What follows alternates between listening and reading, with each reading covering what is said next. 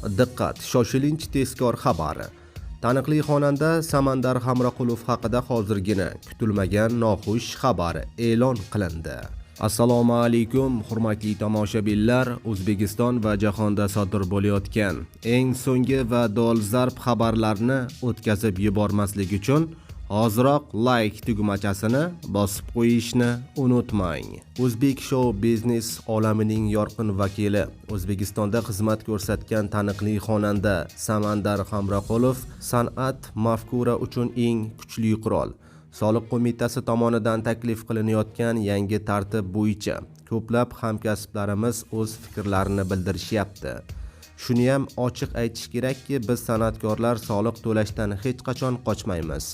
Biroq aksariyat ijodkorlarning yagona daromad manbai xizmatlar, to'ylar. San'atkor katta xarajat qilib qo'shiq va klip tayyorlaydi.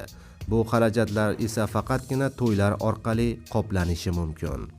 Hozir hatto 3-5 yillab qarzi uzolmay, foydagacha chiqolmay yurgan hamkasblarimiz ham bor.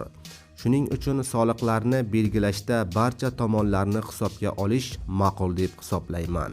Albatta tushunamiz, soliqlar hisobidan keksalar nafaqa oladi, armiyalarimiz ta'minlanadi. Biz bunga qarshi emasmiz, lekin tartib o'rnatilayotganida real holatni ham ko'rish kerak. Ko'p san'atkorlarimizning mashinalari kreditga olingan va qarzlar ko'p.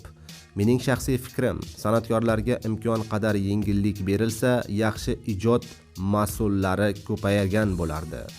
Zero san'at mafkura uchun eng kuchli qurol. Agar ijodkorning xayoli faqat tirikchilik bilan band bo'lib qolsa, haqiqiy ijod bo'lmaydi. Shuning uchun masalaning ushbu tomonlarini ham inobatga olishingizni so'rayman, deydi Samandar Hamroqulov.